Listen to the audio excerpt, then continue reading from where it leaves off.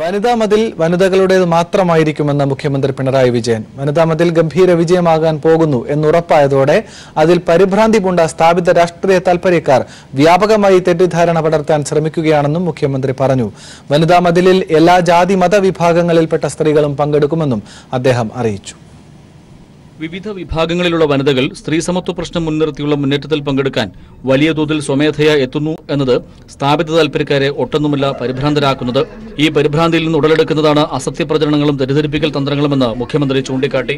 വനിതാ മതിൽ വനിതകളുടേത് മാത്രമായിരിക്കും, അതിൽ ആർക്കും സംശയം വേണ്ട. മറിച്ചുള്ള പ്രചാരണം ബോധപൂർവ്വം നടത്തുന്ന പശ്ചാത്തലത്തിലാണ് ഇത് പറയേണ്ടി വരുന്നതെന്ന് മുഖ്യമന്ത്രി ചൂണ്ടിക്കാട്ടി. സർക്കാർ ഖജനാവിൽ നിന്നുള്ള പണം വനിതാ മതിൽ രൂപപ്പെടുന്നതിനായി ഉപയോഗിക്കില്ല എന്നത് ആവർത്തിച്ച് വ്യക്തമാക്കിയതാണ്. എന്നിട്ടും സർക്കാർ പണം കൊണ്ടാണ് വനിതാ മതിൽ ഉയർത്താൻ പോകുന്നത് എന്ന നുണ ആവർത്തിച്ചുകൊണ്ടിരിക്കുകയാണ്. അസത്യം പലകുറി ആവർത്തിച്ചാൽ ചിലരെങ്കിലും അത് സത്യമാണെന്ന് കരുതുമെന്ന ചിന്തയാവണം ഇവരെ നയിക്കുന്നതെന്നും മുഖ്യമന്ത്രി പറഞ്ഞു. തെറ്റിദ്ധരിപ്പിക്കുന്നവർ കോടതിയിൽ കൊടുത്ത ഒരു രേഖയെക്കുറിച്ച് പറയുന്നുണ്ട്. അതിലെവിടെയും സർക്കാർ പണം ഉപയോഗിച്ച് വനിതാ മതിൽ ഉണ്ടാക്കുമെന്ന് പറഞ്ഞിട്ടില്ല എന്നതാണ് സത്യം. തെറ്റിദ്ധരിപ്പിക്കൽ അതിരുവിടുന്ന നിലയിലാവുകയാണെന്നും മുഖ്യമന്ത്രി ചൂണ്ടിക്കാട്ടി. ജാതിമത വേർതിരിവുകൾക്ക് അതീതമായി സ്ത്രീകൾ വൻതോതിൽ പങ്കെടുക്കും എന്ന് വന്നതോടെ അതിൽ ഒരു വിഭാഗത്തെയെങ്കിലും പിന്തിരിപ്പിക്കാൻ ഉദ്ദേശിച്ചുള്ളതാണ് തെറ്റിദ്ധാരണ പടർത്തൽ. ഇത് വിജയിക്കാൻ പോകുന്നില്ല. അസത്യപ്രചരണങ്ങളും തെറ്റിദ്ധരിപ്പിക്കലുകളും വനിതാ മതിൽ വൻതോതിൽ വിജയിക്കാൻ പോകുന്നു എന്നതിലുള്ള ഉത്കണ്ഠയെയാണ് വെളിവാക്കുന്നതെന്നും മുഖ്യമന്ത്രി പറഞ്ഞു. News bureau, Thiruvananthapuram. സ്ത്രീ സമത്വ സന്ദേശം ജനങ്ങൾക്കിടയിലേക്ക് എത്തിക്കാനുള്ള സർക്കാരിന്റെ ശ്രമമാണ് വനിതാ മതിലെന്ന് ആർച്ച് ബിഷപ്പ് ജോർജ് ആലഞ്ചേരി. വനിതാ മതിൽ സമൂഹത്തിൽ എന്ത് പ്രതിഫലനം ഉണ്ടാക്കും എന്നത് നടന്നതിനു ശേഷം മാത്രമേ പറയാനാകൂ ആലഞ്ചേരി പ്രതികരിച്ചു. ക്ഷണം ലഭിച്ചാൽ സഭാ നിർദ്ദേശമനുസരിച്ച് സമുദായം തീരുമാനമെടുക്കുമെന്നും ആലഞ്ചേരി കൂട്ടിച്ചേർത്തു. കൊച്ചിയിൽ ക്രിസ്മസ് സന്ദേശം നൽകുകയായിരുന്നു ജോർജ് ആലഞ്ചേരി. ജനാധിപത്യ രാജ്യത്തില് സാംസ്കാരികമായിട്ടുള്ള ഒരു അവബോധം സൃഷ്ടിക്കുന്നതിന് വേണ്ടി ആർക്കും പ്രവർത്തിക്കാം. സാമുദായിക സംഘടനകൾക്ക് പ്രവർത്തിക്കാം, സാംസ്കാരിക പ്രസ്ഥാനങ്ങൾക്ക് പ്രവർത്തിക്കാം, സർക്കാരിന് തന്നെ പ്രവർത്തിക്കാം, മതങ്ങൾക്ക് പ്രവർത്തിക്കാം, സഭയ്ക്ക് പ്രവർത്തിക്കാം. അപ്പോൾ അതുപോലെ സർക്കാർ ഇപ്പോഴൊരു പദ്ധതി മുന്നോട്ട് വെച്ചിരിക്കുന്നു. സഭയ്ക്കല്ലല്ലോ ക്ഷണം കിട്ടുന്നത്.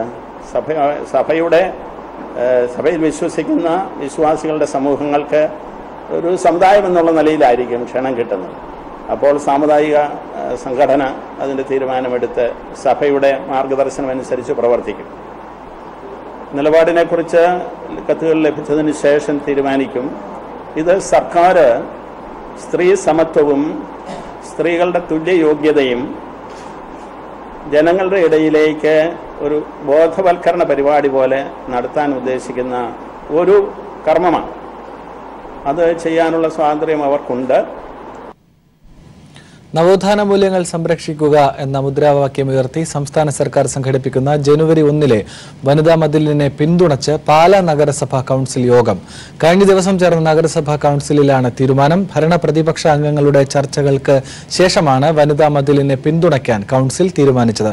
കേരള കോൺഗ്രസ് എമ്മിന്റെ വനിതാ പ്രതിനിധിയായ ബിജി ജോജോ നഗരസഭാ അധ്യക്ഷയാണ്. ഇവിടെ വനിതാ മതിലിൽ ആർക്കു വേണമെങ്കിലും പങ്കെടുക്കാമെന്നും അവർ വ്യക്തമാക്കി. അതേസമയം രമേശ് ചെന്നിത്തലയും ഉമ്മൻചാണ്ടിയും വർഗീയ മതിൽ എന്ന് വിളിച്ച് ആക്ഷേപിച്ച മുന്നേറ്റത്തെയാണ് കേരള കോൺഗ്രസ് എം പിന്തുണയ്ക്കുന്നത്. കേരള കോൺഗ്രസ് എം ഭരണസമിതിയുടെ നിലപാടിൽ UDF-നുള്ളിൽ അതൃപ്തിയുണ്ട്. മറ്റു വാർത്തകൾ നോക്കാം. രാജ്യത്ത് സേവനങ്ങളും ഉൽപ്പന്നങ്ങളും അടക്കം 24 ഇനങ്ങളുടെ GST നിരക്ക് കുറയും. 6000 കോടി രൂപയുടെ നികുതി ഇളവിനാണ് GST കൌൺസിൽ യോഗം അനുമതി നൽകിയത്. TV സ്ക്രീൻ, കമ്പ്യൂട്ടർ മോണിറ്റർ, ഉപയോഗിച്ച ടയർ, ഭിന്നശേഷിക്കാർക്കുള്ള ഉപകരണങ്ങൾ എന്നിവയുടെ വില കുറയും.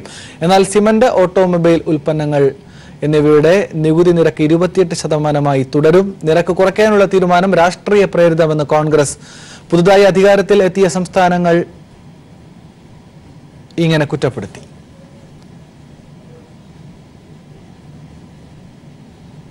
പൗരന്മാരെ നിരീക്ഷണ വലയത്തിലാക്കുന്നതിനെതിരെ പ്രതിഷേധമുയരണമെന്ന് മുഖ്യമന്ത്രി പിണറായി വിജയൻ. ഏതു പൗരന്റെയും കമ്പ്യൂട്ടറിലെയും മൊബൈൽ ഫോണിലെയും വിവരങ്ങൾ നിരീക്ഷിക്കാനും പിടിച്ചെടുക്കാനും 10 സുരക്ഷാ രഹസ്യാന്വേഷണ ഏജൻസികൾക്ക് അധികാരം നൽകി കേന്ദ്ര ആഭ്യന്തര മന്ത്രാലയം പുറപ്പെടുവിച്ച ഉത്തരവ് പൗരസ്വാതന്ത്ര്യത്തിനും സ്വകാര്യതയ്ക്കുള്ള മൗലിക അവകാശത്തിനും എതിരായ കടന്നാക്രമണമാണെന്ന് മുഖ്യമന്ത്രി പറഞ്ഞു. BJP സർക്കാർ വന്ന ശേഷം ജനാധിപത്യ അവകാശങ്ങൾക്കും പൗരസ്വാതന്ത്ര്യത്തിനും അഭിപ്രായ സ്വാതന്ത്ര്യത്തിനുമെതിരെ സ്വീകരിച്ച നടപടികളുടെ തുടർച്ചയായി മാത്രമേ ഈ ഉത്തരവിനെ കാണാൻ കഴിയൂ എന്ന് മുഖ്യമന്ത്രി ചൂണ്ടിക്കാട്ടി. സ്വകാര്യത മൗലികാവകാശമാണെന്ന സുപ്രീം കോടതി വിധി വന്നത് അടുത്ത കാലത്താണ്. ഈ വിധി പോലും കാറ്റിൽ പറത്താനാണ് കേന്ദ്ര സർക്കാർ ശ്രമിക്കുന്നതെന്നും അദ്ദേഹം കുറ്റപ്പെടുത്തി. 2000 ഒക്ടോബറിൽ നിലവിൽ വന്ന IT ആക്ടിന്റെ അടിസ്ഥാനത്തിലാണ് ഈ ഉത്തരവ് എന്ന കേന്ദ്ര സർക്കാർ വാദം യുക്തിരഹിതവും ജനങ്ങളെ കബളിപ്പിക്കുന്നതുമാണ്. കുറ്റകരമായ സന്ദേശങ്ങൾ കൈമാറുന്നതിന് തടവും പിഴയും നൽകുന്ന IT ആക്ടിലെ 66A വകുപ്പ് സുപ്രീം കോടതി റദ്ദാക്കിയത് ഭരണഘടനാ വിരുദ്ധമെന്ന് വിധിച്ചുകൊണ്ടായിരുന്നു. RSSനോടും BJPയോടും വിയോജിക്കുന്നവരുടെ പൗരാവകാശങ്ങൾ ഹനിക്കാനും മാധ്യമ സ്വാതന്ത്ര്യത്തിന് കൂച്ചുവിലങ്ങിടാനും ഉദ്ദേശിച്ചുകൊണ്ടുവന്ന ഈ ഉത്തരവ് പിൻവലിക്കാൻ ജനാധിപത്യ വിശ്വാസികൾ രംഗത്ത് വരണമെന്ന് മുഖ്യമന്ത്രി അഭ്യർത്ഥിച്ചു. News bureau, Thiruvananthapuram. ലോക കേരള സഭാ സമ്മേളനം ഫെബ്രുവരിയിൽ UAEയിൽ നടക്കും. ഫെബ്രുവരി 15, 16 തീയതികളിൽ നടക്കുന്ന സമ്മേളനത്തിൽ മുഖ്യമന്ത്രി പങ്കെടുക്കും. ആലോചനാ യോഗം ദുബായിൽ നടന്നു.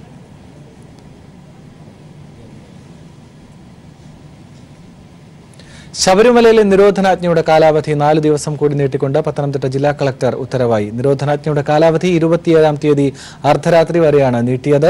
നിലവിൽ പ്രഖ്യാപിച്ചിരുന്ന നിരോധനാജ്ഞയുടെ കാലാവധി ഇന്ന് അർദ്ധരാത്രി അവസാനിക്കുന്ന പശ്ചാത്തലത്തിലാണ് നിരോധനാജ്ഞ വീണ്ടും നീട്ടിയത്. ജനുവരി 14 വരെ നിരോധനാജ്ഞ നീട്ടണമെന്നാവശ്യപ്പെട്ട് പത്തനംതിട്ട ജില്ലാ പോലീസ് മേധാവി കളക്ടർക്ക് റിപ്പോർട്ട് നൽകിയിരുന്നു. എന്നാൽ എക്സിക്യൂട്ടീവ് മജിസ്ട്രേറ്റിന്റെ റിപ്പോർട്ട് കൂടി പരിഗണിച്ചാണ് കളക്ടർ വിഷയത്തിൽ തീരുമാനമെടുത്തത്. പമ്പ പോലീസ് സ്റ്റേഷൻ പരിധിയിലെ ഇലവുങ്കൽ മുതൽ സന്നിധാനം വരെയുള്ള എല്ലാ പ്രദേശങ്ങളിലെയും മുഴുവൻ റോഡുകളിലും ഉപറോഡുകളിലും നിരോധനാജ്ഞ ബാധകമാണ്. ഇലവുങ്കൽ മുതൽ സന്നിധാനം വരെ ജനങ്ങൾ നിയമവിരുദ്ധമായി സംഘം ചേരുന്നതും പ്രകടനം, പൊതുയോഗം, വഴിതടയൽ എന്നിവ നടത്തുന്നതും നിരോധിച്ചിട്ടുണ്ട്. അതേസമയം ശരണം വിളിക്കുന്നതിനോ ഭക്തർ കൂട്ടമായി എത്തുന്നതിനോ നിയന്ത്രണങ്ങൾ ഒന്നുമില്ലെന്ന് ഉത്തരവിൽ വ്യക്തമാണ്. മിനിമം ബാലൻസ് നിലനിർത്താത്തതിനും സൗജന്യ പരിധി കഴിഞ്ഞുള്ള ATM ഉപയോഗത്തിന്റെയും പേരിൽ രാജ്യത്തെ പൊതുമേഖലാ ബാങ്കുകൾ ഉപയോക്താക്കളിൽ നിന്ന് പിഴിഞ്ഞെടുത്തത് 10,000 കോടി രൂപയിലേറെ. ഈ സാമ്പത്തിക വർഷം 6 മാസത്തിനിടെ മാത്രം ഇങ്ങനെ നേടിയത് 1,800 കോടിയിലേറെ രൂപയാണ്. മിനിമം ബാലൻസ് ഇല്ല, സൗജന്യ പരിധി കഴിഞ്ഞുള്ള ATM ഉപയോഗം എന്നീ കാരണങ്ങളുടെ പേരിൽ സാധാരണക്കാരിൽ നിന്ന് പൊതുമേഖലാ ബാങ്കുകൾ കോടികളുടെ ലാഭമാണ് കൊയ്യുന്നത്. കഴിഞ്ഞ 3.5 വർഷത്തിനിടെ 10,391 കോടി രൂപയാണ് ഈ രീതിയിൽ 21 പൊതുമേഖലാ ബാങ്കുകൾക്ക് ലഭിച്ചത്. ബാങ്കുകൾ ഏറ്റവും കൂടുതൽ നേട്ടമുണ്ടാക്കിയത് 2017-18 വർഷത്തിലാണ്. മിനിമം ബാലൻസ് ഇല്ലാത്തതിന്റെ പേരിൽ 3,489.52 കോടി രൂപയും ATM ഇടപാടിന്റെ പേരിൽ 1,413 കോടിയും 2017-18 പിടിച്ചെടുത്തു. മിനിമം ബാലൻസ് ഇല്ലാത്തതിന് ഈ വർഷം ഏപ്രിൽ മുതൽ ഒക്ടോബർ വരെയുള്ള 6 മാസത്തിനകം 1000 കോടിയോളം രൂപയാണ് ലഭിച്ചത്. സൗജന്യമായി ഉപയോഗിക്കാൻ അനുവദനീയമായതിൽ കൂടുതൽ തവണ ATM ഉപയോഗിച്ചതിന് ഈ വർഷം പിടിച്ചതാകട്ടെ 850 കോടി രൂപയും. പൊതുമേഖലാ ബാങ്കുകൾ സാധാരണക്കാരെ പിഴിയുന്നതിനെതിരെ പ്രതിഷേധം ശക്തമാക്കുന്നതിനിടെയാണ് ഈ ജനദ്രോഹത്തിന്റെ വ്യാപ്തി വ്യക്തമാക്കുന്ന കണക്കുകൾ പുറത്തു വന്നിരിക്കുന്നത്. എന്നാൽ ഇത്തരം നടപടികളിൽ തെറ്റില്ലെന്നാണ് ബാങ്കുകളുടെ നിലപാട്. വിസ സേവനങ്ങൾക്ക് യുക്തിസഹമായ നിരക്ക് ഈടാക്കാൻ റിസർവ് ബാങ്ക് മാർഗരേഖ തന്നെ അനുമതി നൽകുന്നുണ്ടെന്നാണ് ബാങ്കുകളുടെ പ്രതികരണം. News bureau, Delhi. ഇപ്പോൾ സന്നിധാനത്ത് നിന്ന് റിനു ശ്രീധർ തത്സമയം ചേരുന്നുണ്ട്. റിനു, കേരള പോലീസിന്റെ കർപ്പൂരാഴി സന്നിധാനത്ത് പുരോഗമിക്കുന്നതായുള്ള വിവരങ്ങളാണല്ലോ ലഭിക്കുന്നത്. എന്താണ് വിശേഷങ്ങൾ, പുതിയ വാർത്തകൾ?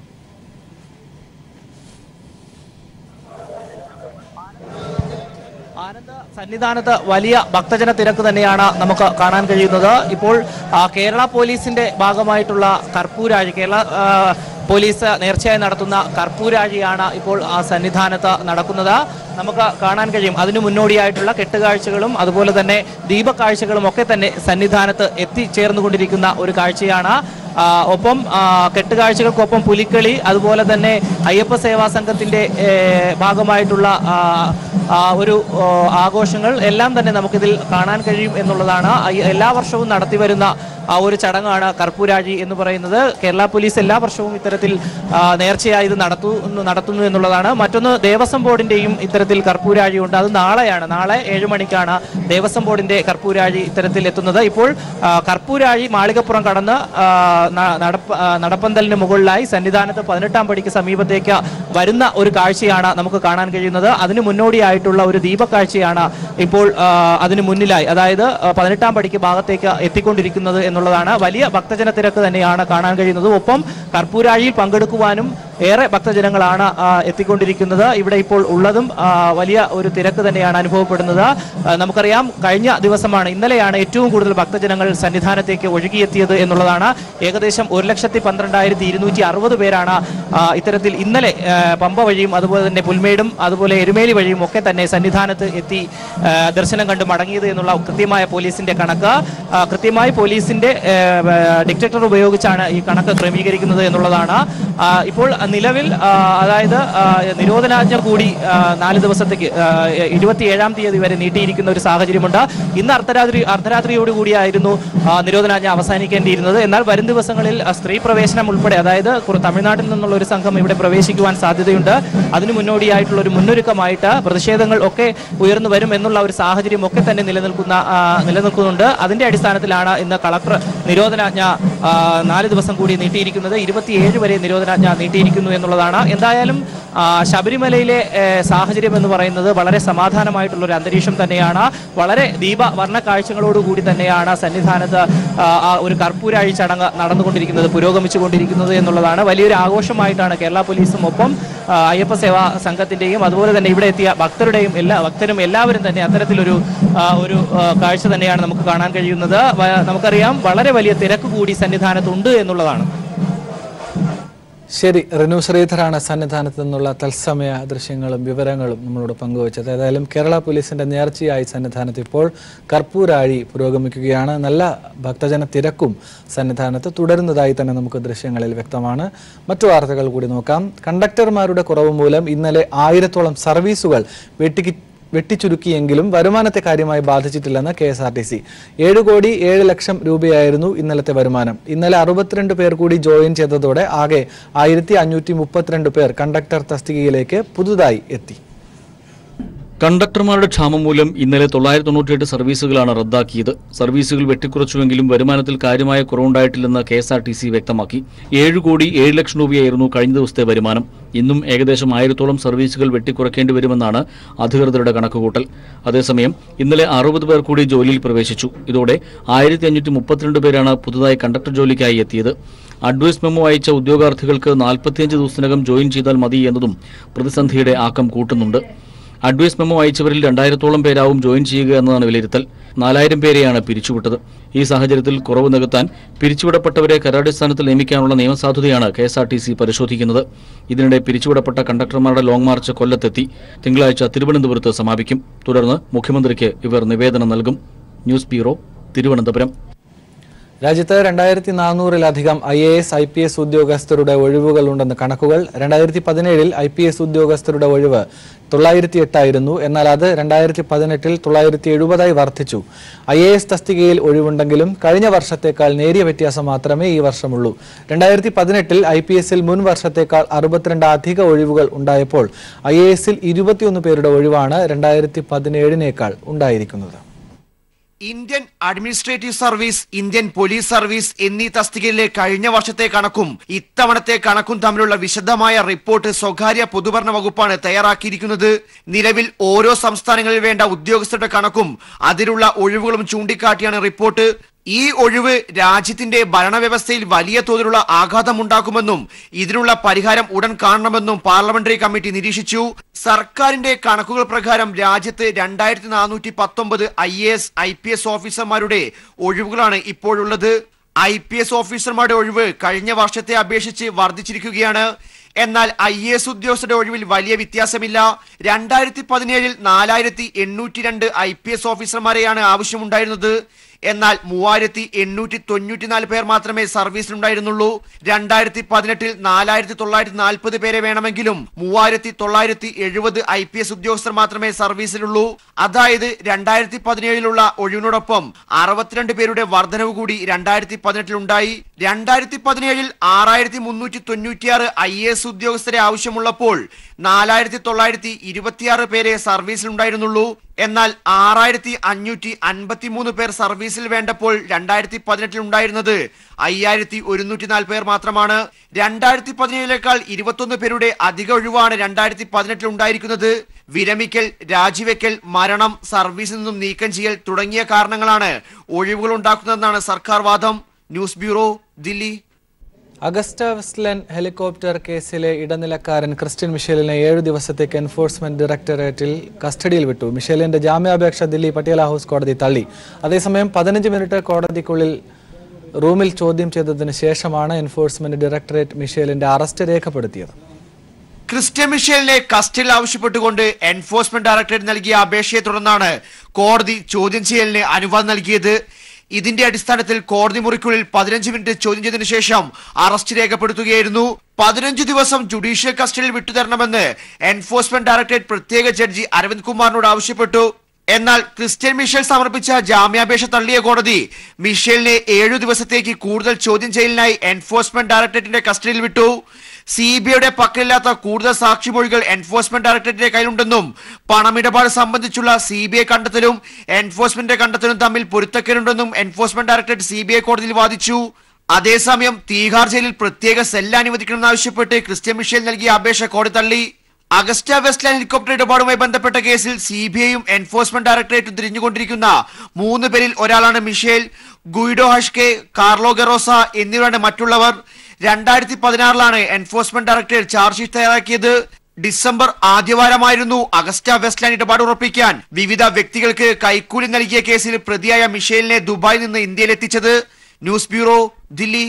ന്യൂട്രൻസ് ഇന്റർനാഷണൽ ബ്യൂട്ടി സ്കൂളിന്റെ നേതൃത്വത്തിൽ പുതുവത്സരത്തോടനുബന്ധിച്ച് 200 കുട്ടികൾ ബ്യൂട്ടി തെറാപ്പിസ്റ്റ് കോഴ്സിൽ സൗജന്യ പരിശീലനം നേടും. ഈ സൗജന്യ പരിശീലനത്തിലൂടെ വിദ്യാർത്ഥികൾക്ക് ജോലി ഉറപ്പാക്കുമെന്നും ന്യൂട്രൻസ് international beauty school MD A. Shalini അറിയിച്ചു. Cosmetology, hair technology, beauty culture, spa therapy, makeup തുടങ്ങിയ കോഴ്സുകളും ഇവിടെയുണ്ട്. ഇന്റർനാഷണൽ ലെവൽ ബ്യൂട്ടി കോച്ചിങ്ങിൽ 5 വർഷത്തെ സേവന പാരമ്പര്യം ന്യൂട്രൻസിന് ഉണ്ട്. കേരളത്തിലെ മാധ്യമ കൂട്ടായ്മ സംഘടിപ്പിച്ച ഗ്രേറ്റ് കേരള ഷോപ്പിംഗ് ഉത്സവം മെഗാ സമ്മാനം സിനിമാ താരം നിവിൻ പോളി കൊല്ലം സ്വദേശി ചന്ദ്രബാബുവിന് സമ്മാനിച്ചു. കല്യാൺ ജ്വല്ലേഴ്സ് സ്പോൺസർ ചെയ്ത 1 കോടി രൂപയുടെ ഫ്ളാറ്റാണ് അപകടത്തെ തുടർന്ന് ശരീരം പകുതി തളർന്ന കൊല്ലം വടവൺ സ്വദേശി ചന്ദ്രബാബുവിന് നൽകിയത്. കേരളത്തിലെ പത്ര, ടെലിവിഷൻ, ഓൺലൈൻ മാധ്യമ കൂട്ടായ്മയും വ്യാപാരി സമൂഹവും ചേർന്ന് സംഘടിപ്പിച്ച GKSUവിന്റെ പ്രഥമ പതിപ്പിന് മികച്ച പ്രതികരണം ലഭിച്ചു. ചെറിയ കടകൾ മുതൽ വലിയ സ്ഥാപനങ്ങൾ വരെ മേളയിൽ പങ്കാളികളായി. ആകെ 4 കോടി രൂപയുടെ സമ്മാനങ്ങളാണ് GKSU നൽകിയത്. പ്രകൃതി സംരക്ഷണത്തിനും വന്യജീവി പരിപാലനത്തിനുമായി പെരിയാർ ടൈഗർ ഫൗണ്ടേഷൻ ഏർപ്പെടുത്തിയ താടിക്കണ്ണൻ അവാർഡിന് ഇടമലയാർ റേഞ്ചിലെ താൽക്കാലിക വാച്ചർ പൗലോസ് അർഹനായി. 50,000 രൂപയും പ്രശസ്തി പത്രവും അടങ്ങുന്ന അവാർഡ് വനമന്ത്രി K. രാജു പൗലോസിന് സമ്മാനിച്ചു. 40 വർഷമായി വാച്ചറായി ജോലി നോക്കുന്ന പൗലോസ് ഏഷ്യയിലെ തന്നെ ഏറ്റവും വലിയ തേക്കായ കപ്പായം തേക്കിന്റെ കാവൽക്കാരൻ കൂടിയാണ്.